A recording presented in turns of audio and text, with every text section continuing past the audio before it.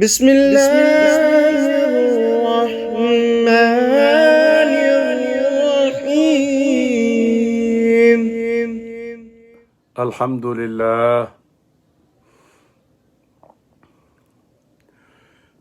لله رب العالمين، والصلاة والسلام على سيد المرسلين وعلى آله وأصحابه الطاهرين أجمعين. أما بعد، فأعوذ بالله من الشيطان الرجيم.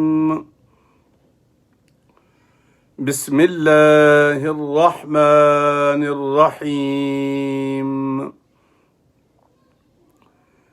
وإذا قيل لهم تعالوا يستغفر لكم رسول الله لووا رؤوسهم ورأيتهم يصدون وهم مستكبرون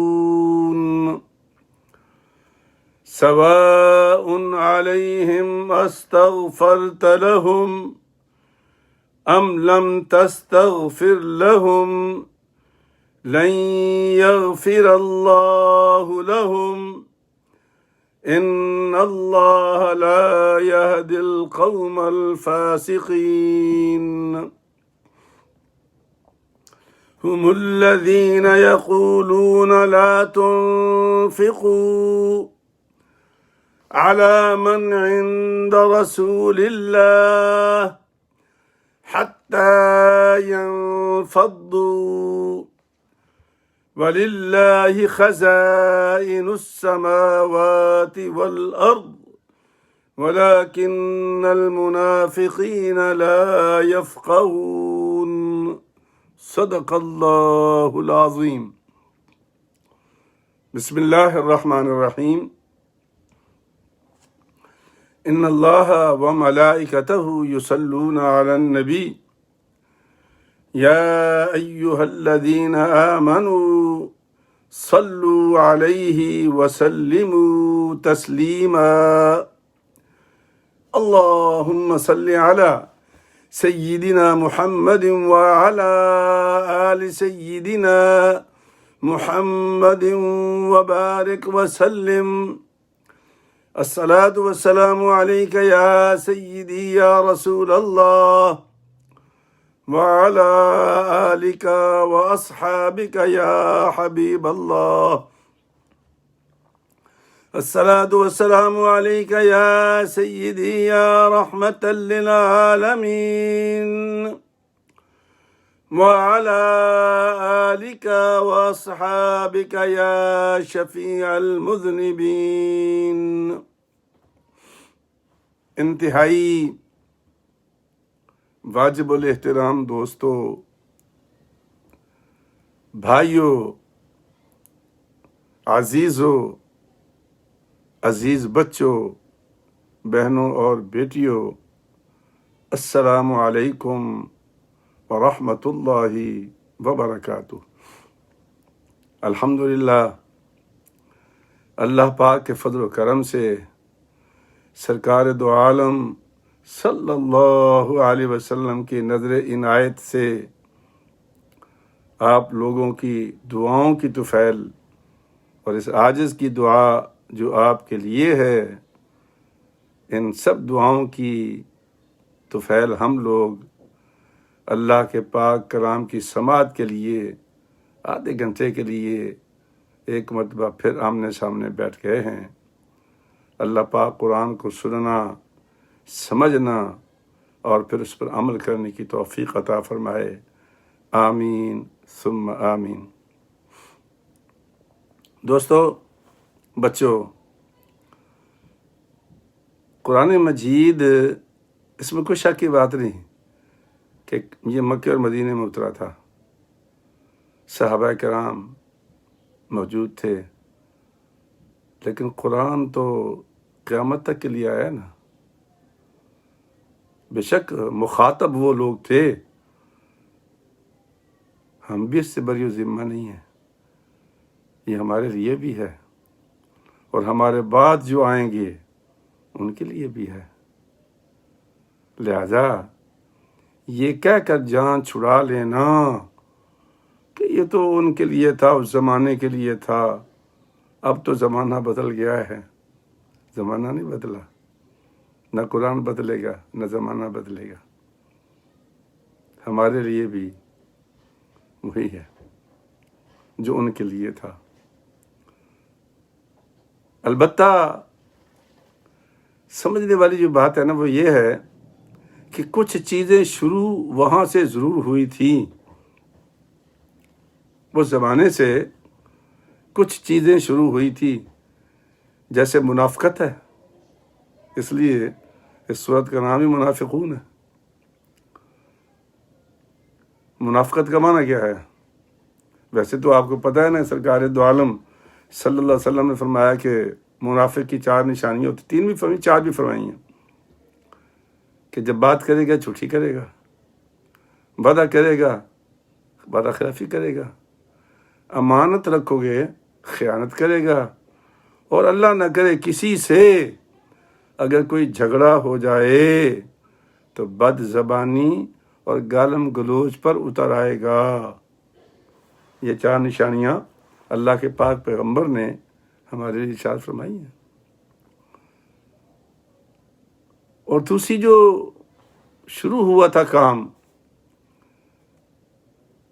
آپ کو یاد ہوگا، آپ نے علماء سے، بزرگوں سے اور جن دوستوں کو تھوڑا بہت دین کا یا سیرت النبی صلی اللہ علیہ وسلم کے شغف ہے، وہ جانتے ہیں کہ مدینہ طیبہ میں 2 بڑے قبیلے تھے، اوس اور خزرج۔ اوس اور خزرج لڑ پڑتے تھے، اگر کسی نے کسی کی مرغی کی ٹانگ توڑی تو اٹھ کے بکری توڑ دیتا تھا، کسی نے بکری کی ٹانگ توڑی تو اٹھ کے وہ کھجور کا درخت کاٹ دیتا تھا، یا کوئی بندہ قتل کر دیتا تھا، پھر جنگ شروع ہو جاتی تھی۔ اور وہ جنگ کرتے کرتے قبائل دونوں انتہائی کمزور ہو گئے تھے، کوئی بندہ ایسا نہیں تھا کہ جو ان کو لیڈ کرتا تاکہ ان دونوں کے درمیان یہ مخاصمت ختم ہو جائے، لڑائی جھگڑا ختم ہو جائے اور امن اور سکون کی زندگی گزاریں۔ تو خزرج قبیلے میں سے ایک بندہ عبداللہ ابن ابی نام کا، بڑا خوبصورت، وجیح، چرب زبان، باتونی، بات کرتا تھا دنیا آش آش کر اٹھتی تھی۔ وہ آگے بڑھا، اس نے دونوں قبیلوں کے رؤساء کو، سرداروں کو اکٹھا کیا اور کہا کہ بھائی لڑو مت، ہم بہت کمزور ہو چکے ہیں، آؤ ہم صلح کر لیتے ہیں۔ تو آہستہ آہستہ وہ دونوں قبیلوں میں ایک ممتاز شخصیت بن گیا۔ یہ تھوڑی سی بیک گراؤنڈ بتا رہا ہوں آپ کو منافقت کی، کہ شروع کہاں سے ہوئی ہے اور آج تک جاری ہے۔ نشانیاں اللہ بتا دی ہیں قرآن کریم میں، وہ تو تعلق ہے اس کا پڑھنے سے، یا کم از کم یہ کہ دینداروں سے یا اپنے امام سے سننے سے تعلق ہے اس کا۔ تو جب وہ لیڈر بن گیا تو لوگوں نے سوچا کہ کیوں نہ ہو اسے سرداری کا سونے کا تاج پہنایا جائے۔ چنانچہ سارے سرداروں نے فیصلہ کیا کہ ہم مشترکہ ایک تاج بنواتے ہیں سونے کا، جو عبداللہ بن ابی کے سر پہ رکھیں گے اور یہ ہمارا قائد بن جائے گا دونوں قبیلوں کا۔ اللہ کی شان دیکھیے، اسلام آ گیا۔ اس زمانے میں یثرب کہلاتا تھا، کچھ لوگ مکے گئے، سرکار کی تعلیم سے متاثر ہوئے، مسلمان ہو گئے، اگلے سال گئے تو 75 بندے پھر مسلمان ہو گئے۔ اب وہ تاج پہ وقت لگتا تھا اس زمانے میں، سنار جو تھے وہ بڑا محنت کرتے تھے اس پر تو ابھی تاج پہنانے کی باری نہیں آئی تھی کہ سرکار دو عالم صلی اللہ علیہ وسلم مدینہ تشریف لے آئے۔ اب اس کے سارے جذبوں پہ پانی پھر گیا کہ میں تو سونے کا تاج پہننے والا تھا، میں تو لیڈر بننے والا تھا، میری تو بڑی شان تھی، یہ بندہ کہاں سے آ گیا یہ؟ اب وہ لوگ دھڑا دھڑ مسلمان ہونا شروع ہو گئے۔ بڑی لمبی سٹوری ہے، میں مختصر کرتا ہوں تاکہ وہ جو میرے 25 منٹ ہے 30 منٹ وہ کچھ آپ کو بات بتا سکوں، کوئی ترجمہ بھی سنا سکوں۔ اگر آپ کو شوق ہو تو سیرت النبی ضرور پڑھنا، یا ان آیات کا یا سورہ منافقون کا جو لب لباب ہے یا شان نزول ہے وہ کسی قرآن کریم میں پڑھ لینا۔ میں موٹی موٹی بات آپ کو بتا رہا ہوں۔ جب وہ سارے جوق در جوق مسلمان ہونے لگے، اوس و خزرج کے قبائل بھی مسلمان ہو گئے۔ اب عبداللہ بن ابی کے پاس کوئی چارہ کار نہ رہا، وہ بھی مسلمان ہو گیا، زکوٰۃ بھی دینے لگا، مسجد میں بھی جانے لگا نماز پڑھنے کے لیے، اور ہر جمعے کو جب دنیا باہر سے آتی،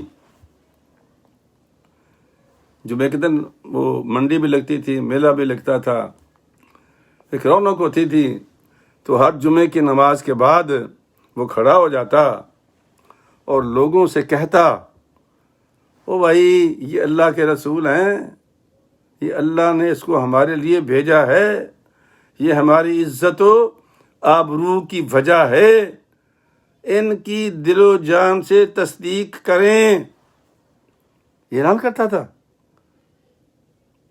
لیکن اندر سے اس کو جو تکلیف تھی وہ بہت زیادہ تھی۔ المختصر یہ کہ مکے والوں نے 3000 فوج لے کر مدینے پہ چڑھائی کر دی۔ مشہور واقعہ جنگ احد کا آپ نے پڑھا بھی ہوگا، سنا بھی ہوگا، بزرگوں سے بھی سمجھا ہوگا۔ تو 1000 بندہ سرکار دو عالم صلی اللہ علیہ وسلم کے ساتھ مدینے سے نکلا ان کے مقابلے کے لیے۔ وہ 3000 تھے لیس۔ اس زمانے میں خالد بن ولید مسلمان نہیں ہوئے تھے، اور جو مسلمانوں کو تھوڑی بہت کی تکلیف پہنچی تھی وہ اس جرنیل کی وجہ سے تھی، جس کو بعد میں اللہ کے پاک پیغمبر نے سیف اللہ کا خطاب دیا تھا۔ یہ آپ جنگ احد کے معاملات میں پڑھ لیں، میں تو موٹا اشارہ کر رہا ہوں۔ جب وہ 1000 جان باز 3000 کے مقابلے میں کھڑے ہونے لگے تو عبداللہ بن ابی اپنے 300 جان بازوں کو لے کر مدینہ واپس چلا گیا، چھوڑ گیا نبی پاک کو۔ لوگ بڑے پریشان، لوگ بڑے حیران، ایک تو ویسے تعداد کم، ایک اوپر سے 300 کا وہ چکمہ دے کے اپنے لوگوں کو لے کے واپس چلا گیا۔ اب اس کی منافقت عیاں ہو گئی کہ دل کے اندر اس نے کہا کہ یہ موقع ہے، نعوذ باللہ نعوذ باللہ، نقل کفر کفر نہ باشد، محمد رسول اللہ کو وہ ختم کر جائیں گے اور میرا تاج مجھے واپس مل جائے گا۔ حالانکہ مسلمان تھا، کلمہ پڑھا تھا، اس نے نمازیں پڑھتا تھا، زکوٰۃ دیتا تھا۔ جب جنگ سے واپس آیا سرکار دو عالم صلی اللہ علیہ وسلم، جمعے کا دن آیا تو وہ حسب معمور پھر کھڑا ہوا، لوگو یہ اللہ کے رسول ہیں، یہ ہماری عزت و افتخار کا باعث ہیں۔ ایک انصاری صاحب بھی کھڑا ہو گیا، اس نے کہا بکواس بند کر، او بے ایمان منافق، زبان بند کر۔ اس کو ایسا اس نے جھاڑ پلائی کہ وہ برداشت نہیں کر سکا، لوگوں کی گردنیں پھلانگتا ہوا باہر بھاگ گیا۔ لیکن اس دن صحابہ کرام نے دیکھ لیا کہ تھا تو یہ کلمہ گو، لیکن اس نے کیا حرکت کی تھی؟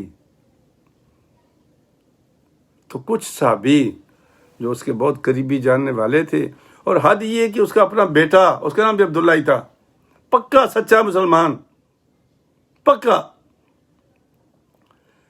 سرکار دو عالم سے ایک مرتبہ اس نے کہا تھا، یا رسول اللہ، اگر میرے والد کی گردن مارنی ہوگی تو اے اللہ کے نبی کسی اور کا نہ کہنا، میں اپنے ہاتھ سے جہنم رسید کروں گا. اور اگر آپ نے کسی اور کو کہہ دیا اور اس کے ہاتھ سے میرا والد قتل ہو گیا تو پھر میرے اندر عصبیت اٹھے گی، تو میں اس مسلمان کو قتل کر دوں گا، تو میں بھی جہنم میں جاؤں گا. تو یا رسول اللہ مجھے جہنم سے بچا لیجیے. کیا عقیدے تھے صحابہ کرام کے کہ میں خود اپنے ہاتھ سے جہنم رسید کروں گا. تو صحابہ کرام اس کو ملے. ان کا دیکھ بات سن، اللہ کے نبی کا کچھ نہیں بگڑا، تو نے بھی تو کلمہ پڑھا ہے، چل کوئی بات نہیں، ہم لے کے چلتے ہیں، اللہ کے نبی سے معافی مانگتے ہیں، مغفرت کریں گے اللہ سے، تیری مغفرت قبول ہو جائے گی، تیری جگہ پر اللہ کا رسول اللہ سے معافی مانگ لے گا، چلا چلتے ہیں. ان کو کہتا ہے کہ تم نے کہا کلمہ پڑھو، میں نے پڑھ لیا. تم نے کہا زکوٰۃ دو، میں نے زکوٰۃ دے دی. تم نے کہا نماز پڑھو، میں نے پڑھ دی. اب کیا میں محمد کو سجدہ کروں؟ نعوذ باللہ من ذالک. یہ بک بک اس نے کی. تو قرآن مجید کی ان آیات سے میں نے شروع کیا ہے. سورت تو بڑی تھی تو میں نے 3 آیات کا انتخاب کیا ہے آپ کے لیے. سورہ منافقین ہے تو اور اس کا نمبر ہے 63 اور سپارہ نمبر 28 ہے. آیات ہیں 5، 6 اور 7. 5، 6 اور 7 یہاں سے میں شروع کر رہا ہوں، درمیان میں سے. اللہ فرماتا ہے وَإِذَا قِيلَ لَهُمْ تَعَالَوْا، اور جب ان سے کہا جاتا ہے، اصل میں یہ 3 لوگ تھے، جد بن قیس اور معقب بن قشیر اور یہ عبداللہ بن ابی. ان سب کو انہوں نے کہا کہ چلو رسول اللہ کے پاس چلتے ہیں، آ جاؤ چلتے ہیں. یستغفر لکم رسول اللہ، تیرے لیے، تمہارے لیے اللہ کا رسول مغفرت طلب کرے گا اللہ سے. آؤ نبی کے پاس چلتے ہیں. ایک اور جگہ بھی آتا ہے، میں ادھر جاؤں گا پھر وقت نکل جائے گا، ادھر جاتے ہیں، وہ پھر سنا دوں گا کبھی. آؤ. اللہ فرماتا ہے لووا رؤوسہم، وہ تکبر سے سر مارتے ہیں. کیوں؟ ہم کیوں جائیں رسول اللہ کے پاس بھائی؟ کیا ہمیں سجدہ کروانا چاہتے ہو ان سے، ان کے سامنے؟ اللہ فرماتے ہیں لووا رؤوسہم، سر جھٹکتے ہیں. میں نہیں کہہ رہا ہوں، اللہ فرما رہا ہے وَرَأَيْتَهُمْ يَصُدُّونَ، اور تم ان کے چہروں کو دیکھو، چہرے تکبر اور فخر کی وجہ سے نیچے نہیں ہوتے ان کے، اپنے آپ کو روک لیتے ہیں. اور کیوں روکتے ہیں؟ وَهُمْ مُسْتَكْبِرُونَ، وہ تکبر کرتے ہیں. یہ ہے تو اس زمانے کے لیے، لیکن بات تو کلمہ گو کی ہو رہی ہے نا. زکوٰۃ بھی دیتا تھا، نماز بھی پڑھتا تھا، کلمہ بھی پڑھتا تھا، بیٹا بھی پکا سچا مسلمان تھا. لیکن اللہ کے نبی کے پاس مانگنے سے اس کو تکلیف ہوتی تھی. اللہ کے نبی سے، اللہ کے نبی کے پاس جانے سے کرنا کیا تھا نبی پاک نے؟ یستغفر لکم رسول اللہ، اللہ کا رسول تو مغفرت طلب کرے گا نا تمہارے لیے. تو آگے سے تکبر سے سر مارتے تھے، چہرے ان کے ایسے ہو جاتے تھے جیسے سپاٹ لکڑی کی طرح. اور یہ تکبر تھا ان کا. کیا خیال ہے اگر آج کا مسلمان بھی نبی کے نام پہ بدک جائے، سمجھو نا، ہر کام پہ خوش ہوگا وہ، جب سرکار کا نام آئے گا طبیعت خراب ہو جائے گی اس کی، چونکہ بڑوں نے دماغ میں بٹھا دیا ہے کیا کہ رسول اللہ ہمارے جیسے تھے۔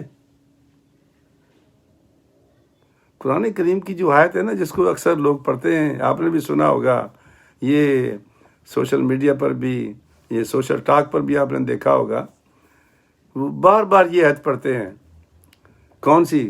قل انما انا بشر مثلکم۔ اللہ کہتا ہے بھائی یہ تو پڑھ لیا تم نے، اے محبوب کہہ دو ان لوگوں سے کہ میں تمہارے جیسا بشر ہوں، تو اس میں شک بھی کوئی نہیں، کون کہتا ہے بشر نہیں ہے؟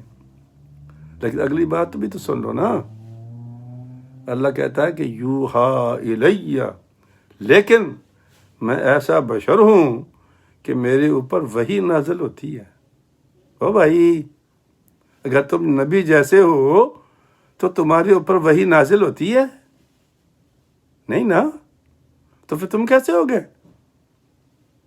اور یہی بات صحابہ کرام کو نبی پاک نے فرمائی تھی جب ایام وصال کے روزے رکھنے شروع کر دیے اصحاب صفہ نے، تو وہ 3-4 دن کے بعد گرتے پڑتے ہو گئے سارے۔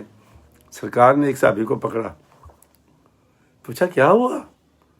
کہ یا رسول اللہ ہم نے گھر سے بھی پتہ کرایا ہے، مسجد میں بھی دیکھا ہے، آپ پتہ نہیں کس وقت روزہ کھولتے ہیں، کس وقت رکھتے ہیں، یا بغیر کھائے پیے رکھ رہے ہیں۔ تو سرکار نے اس کے دامن کو پکڑا، حدیث کے الفاظ ہیں، سمجھنے والے ہم بن جائیں۔ میں یہ نہیں کہتا کہ نعوذ باللہ محمد کی پوجا کرو، وہ تو بے ایمان ہے، عبادت صرف اللہ کی ہے۔ اللہ کہتا ہے میرے نبی کے مقام کو تو پہچانو، ہر وقت رٹ لائے رہتے ہو وہ ہمارے جیسا بشر ہے؟ کون کہتا نہیں ہے؟ لیکن یوحا الیہ، اگلا بھی پڑھ لیا کرو نا، کہ میرے اوپر تو اللہ کی وحی نازل ہوتی ہے۔ ہاں، ایک وہ تھا قادیان میں بے حیا انسان، جس پہ جو اس کی وحی کے کبھی الفاظ پڑھے نا، کبھی انگریزی میں، کبھی پنجابی میں، کبھی اردو میں، کبھی ہندی میں، کبھی سنسکرت میں، ایسے بے حیا واہیات الفاظ ہیں کہ ہم یہاں بیان بھی نہیں کر سکتے، لیکن اللہ کے نبی پر سچی وحی آتی تھی۔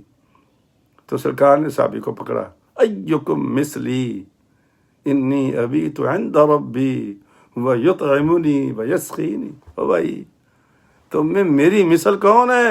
تم میں ہوں، نکتہ سمجھو میں کیا کہہ رہا ہوں، میں ہوں، لیکن تم میں سے کون ہے میری مثل؟ مجھے تو میرا رب کھلاتا بھی ہے، پلاتا بھی ہے، وہی روزہ رکھاتا ہے، وہی چھڑاتا ہے۔ ایکم مثلی، کیا خوبصورت بات اللہ کے پاک پیغمبر نے ہمیں سمجھائی ہے۔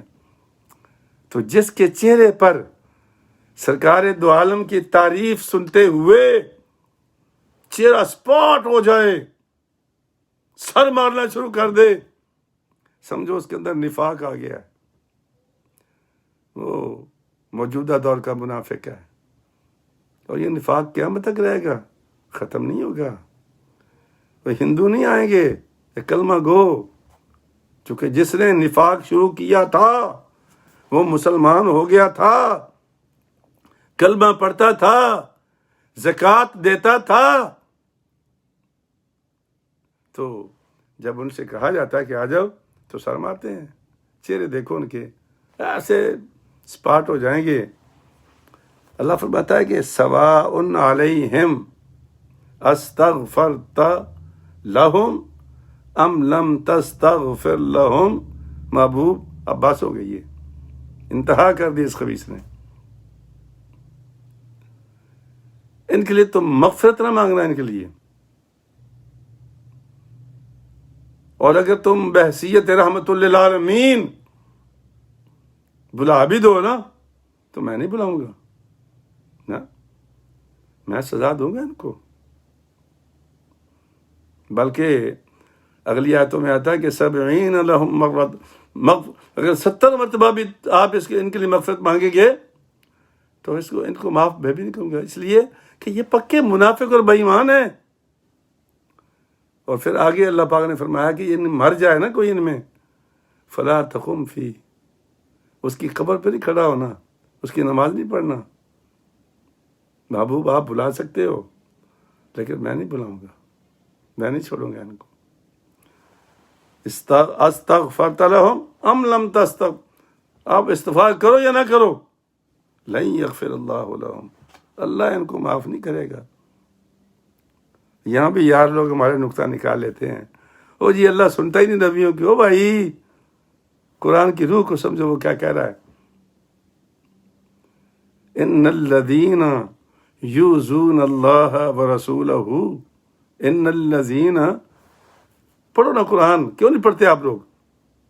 ان الذین یؤذون اللہ ورسولہ لعنہم اللہ فی الدنیا والآخرہ، وہ لوگ جو اللہ اور اس کے رسول کو تکلیف پہنچاتے ہیں، لعنت ان پر دنیا میں بھی اور آخرت میں بھی۔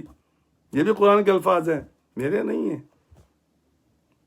معنی کیا ہے کہ اگر زبان سے کلمہ پڑھ لیا ہے نا، او بھائی دل سے بھی کلمہ پڑھ لے، کہہ دے یہ اللہ کا نبی ہے، یہ اعلیٰ ہے، جس کا ذکر خود رب بلند کر دے اس کو میں اور آپ نیچے لا سکتے ہیں۔ وَرَفَعْنَا لَكَ ذِكْرَكَ، اے محبوب میں نے تیرا ذکر تیرے لیے بلند کر دیا ہے۔ تو اللہ فرماتا ہے محبوب ان کو نہیں میں نے چھوڑنا، حالانکہ کلمہ گو تھے۔ میری باتوں پہ غور کرنا ذرا، گھر بیٹھ کے، کلمہ گو تھے، مسلمان تھے، کوئی سینگ تھوڑے ہوتے منافق کے، نہیں، ہم میں ہی ہیں، ہمارے اندر ہیں۔ پہچانوں بتا رہا ہے میرا مالک، ان اللہ لا یہدی القوم الفاسقین، اور اللہ فاسقوں کو ہدایت نہیں دیتا۔ ایسا فسق کہ جس کے اندر کچھ ہو اور باہر کچھ ہو، اور وہ بھی نبی کے بارے میں، میرے تیرے بارے میں نہیں ہے نا، نبی کے بارے میں۔ اس نقطے پہ غور کرنا۔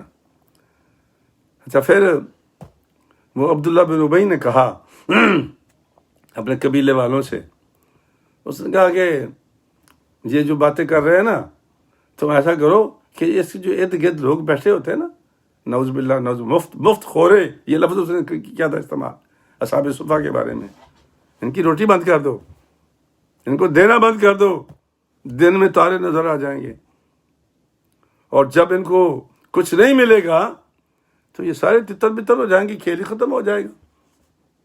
یہ اپنی طرف سے اس نے گھڑ لیا، لیکن اللہ کریم ہے نا، فرمایا ہم الذین یقولون لا تنفقوا علی من عند رسول اللہ، یہی ہیں وہ لوگ جو کہتے ہیں کہ نہ خرچ کرو ان پر جو اللہ کے رسول کے پاس بیٹھتے ہیں، اور جب نہیں ملے گا، بھوکے مریں گے تو منتشر ہو جائیں گے، ہمارا کام آسان ہو جائے گا۔ اللہ فرماتا ہے وَلِلَّهِ خَزَائِنُ السَّمَاوَاتِ وَالْأَرْضِ، تمہارے ہاتھ میں روٹی ہے، تمہارے ہاتھ میں رزق ہے، نہیں، اللہ فرماتا ہے خزانے تو میرے پاس ہیں، زمین کے بھی آسمان کے بھی۔ وَلَكِنَّ الْمُنَافِقِينَ لَا يَفْقَهُونَ، لیکن منافق ان باتوں کو نہیں سمجھتے۔ وَلَكِنَّ الْمُنَافِقِينَ لَا يَفْقَهُونَ، لیکن منافق ان باتوں کو نہیں سمجھتے۔ میرے عزیزو، میرے بچوں، یہ اللہ کا قرآن ہے، قرآن کی روح کو سمجھو۔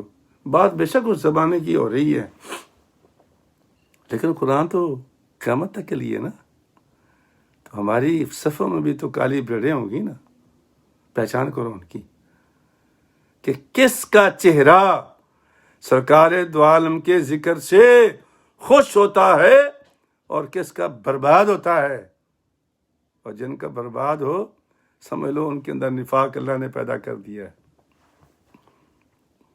جانے سے پہلے آج میں اللہ کے شکران نعمت کے طور پر یہ کہہ رہا ہوں کہ آج امریکہ میں 18 جنوری تھی، پاکستان میں 19 ہو گئی ہے۔ 18 جنوری 1968 کو میری شادی ہوئی تھی، ماشاءاللہ 1968۔ اور آج پورے 53 سال ہو گئے ہیں۔ الحمدللہ اللہ نے بڑی نعمتوں سے نوازا، اولاد دی، اولاد کو اولاد دی، بابکار رزق روٹی دیا، قرآن کے حافظ پیدا کیے بچوں میں۔ میں اللہ کی جتنی نعمتوں کا بھی شکر ادا کروں، یقین کرے میرے پر الفاظ نہیں ہوتے۔ میں اور میری بیوی جب بھی کبھی بیٹھتے ہیں تو ہم شادی کے ان ایام کو یاد کرتے ہیں کہ جب گاؤں میں چارہ کاٹتے تھے، وہ مشین پہ کترا کرتی تھی۔ میرا مطلب عجیب زندگی تھی۔ کون جانتا ہے کہ کل کا دیہاتی نوجوان اور وہ دیہاتی خاتون آج امریکہ میں اللہ نے ان کو باعزت کر دیا ہے، وہاں بھی اللہ نے ایک مسجد بنوا دی ہے، گاؤں میں بھی، اور یہاں بھی اللہ نے توفیق دیتی ہے، یہاں بھی ایک مسجد قائم کر دی ہے۔ میں جس زمانے میں نوکری کرتا تھا جس دفتر میں، وہاں بھی میں نے مسجد بنوائی تھی اللہ کے فضل و کرم سے۔ تو میرے دوستو، میرے بھائیوں، ایک نصیحت ہے، اور وہ کیا ہے کہ 53 سال گزرے ہیں نا، تو لگتا ہے کل کی بات ہے، یہ اللہ جانتا ہے۔ اور کیوں؟ کہ ایک دوسرے کو سمجھنے کی کوشش کرو، نیچا دکھانے کی کوشش نہ کرو۔ اگر آپ کے پاس علم ہے تو اپنے ساتھی کو اپ ڈیٹ کرو، اس کو نیچا نہ دکھاؤ، اس کو ذلیل نہ کرو، ذلت و رسوائی میں سے مبتلا نہ کرو۔ تم عزت کرو گے، عزت ملے گی۔ اور یہ تم کہو کہ نہیں خالی مجھے ہی عزت ملے اور میں کسی کی عزت نہ کروں، تو میرے بھائی، میرے دوست، میرے بچے، یہ بہت مشکل کام ہے۔ تو اللہ تبارک و تعالیٰ بھی آپ کو خوش رکھے، اور ہماری جو باقی زندگی ہے میاں بیوی کی، اللہ پاک اسی طرح خوبصورت گزار دے، آمین۔ السلام علیکم ورحمۃ اللہ وبرکاتہ۔